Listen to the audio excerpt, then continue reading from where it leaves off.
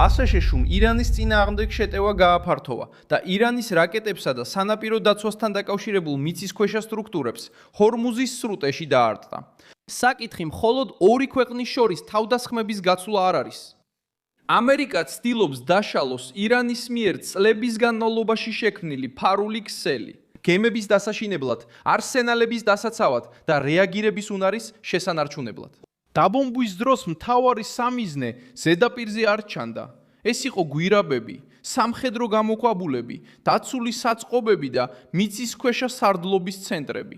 ამ შეტევაში აშასეშუ მოკავშირეებთან ერთად უტევს ირანის სამხედრო სტრუქტურებს, რომლებიც რევოლუციურ გვარდიას, სანაპირო დაცვასა და სარაკეტო პროგრამას უკავშირდება.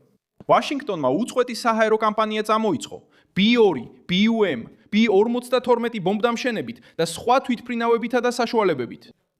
ირანი წარმოდგენილია როგორც მხარე, რომელიც ჰორმუზის სრუტეში მოძრაობაზე ზეწოლას ცდილობდა.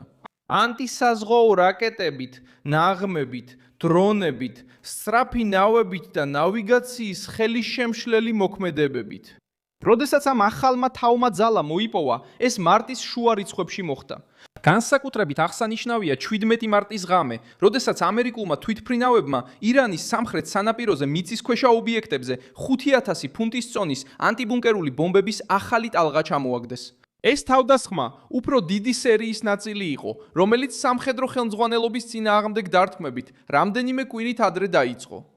საჰაერო თავდაცვის სისტემები, რაკეტების მარაგები, საწარმოო ობიექტები და სტრატეგიული ზონები ენერგეტიკასა და ირანის საომარ ლოგისტიკასთან.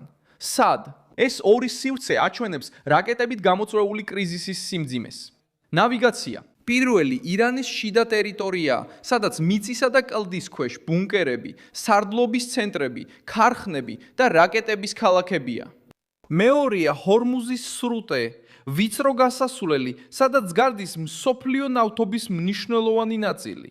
ირანმა თავისი სამხედრო სტრუქტურის ნაწილი სწორედ ამ მარშრუტზე ნავთობის ტანკერებისა და სავაჭრო გემებისთვის საფრთხის შესაქმნელად განათავსა.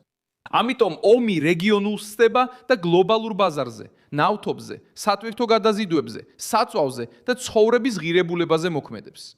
როგორ გააკეთეს ეს შეერთებულმა შტატებმა? ტექსტი ყურადღებას ამახვილებს GBU-62 ბუნკერსაწინააღმდეგო ბომბებზე, როგორც ღრმა შეღწევის ახალ იარაღზე. დოკუმენტის მიხედვით, ისინი გამოიყენეს გვირაბების, საწყობების და გაშვების პოზიციების დასარტყმელად, რომლებიც დაცული იყო მიწის, ბეტონისა და ქვის ფენებით. ლოგიკა მარტივია. ბომბა არ ფეთქდება შეხებისას, ის შიგნით შედის, ხრედს და მხოლოდ შემდეგ ფეთქდება იმ წერტილში, სადაც ზიანი უფრო დიდია. ეფექტი ისაა, რომ შიგნიდან გაანადგუროს ის სივრცე, რომელიც სწორედ გადარჩენისთვისაა აშენებული. რატომ დაიწყა შეერთებულმა შტატებმა ასეთი ტიპის სტრუქტურებზე შეტევა? მთავარი მიზანი იყო ირანის შესაძლებლობის შეზღუდვა ჰორმუზის სრუტის დაბლოკვაზე, გემებზე საფრთხის შემცირება და მისი სამხედრო მანქანის დასუსტება დაცულ ბაზაზე. ლოგიკა ასეთია. სანამ ეს გვირაბები და ბუნკერები მუშაობს, ირანს შეეძლება რაკეტების შენახვა, გამშვები დანადგარების დამალვა, ახალი თავდასხმების ორგანიზება და მნიშვნელოვანი საზღვაო მარშრუტზე შიშის შენარჩუნება. კამპანიის მიზანი იყო არა მხოლოდ ხილული სამიზნეების განადგურება, არამედ ინფრასტრუქტურისა და დამალული სტრუქტურის დამსხვრევა, რაც საფრთხეს ამაგრებს. ამ ეტაპზე მესიჯი ნათელია გვირაბებს, რაკეტებსა და ბომბდამშენებს მიღმა. ირანის მთავრობის შიდა კონტროლის შესაძლებლობაზე დაპირისპირება იზრდება, რადგან სამხედრო და ეკონომიკურ პოზიციებს კარგავს. აშშ-მ გადაწყვიტა დაესხას ირანის სამხედრო სტრუქტურის ყველაზე დაცულ ნაწილს. სამიზნეა ბანკები, ბუნკერები, გვირაბები და მიწისქვეშა ცენტრები რაკეტებთან დაკავშირებული. ჰორმუზის სრუტეში მუქარა წარმოიქმნება ბომბდამშენებითა და ანტიბუნკერული ბომბებით. და მიზეზი ისაა, რომ ჩაახშონ ირანის უნარი, მსოფლიო ვაჭრობას დაემუქროს, ნავთობზე ზეწოლა შეამცირონ და რეჟიმი შიგნიდან დაასუსტონ.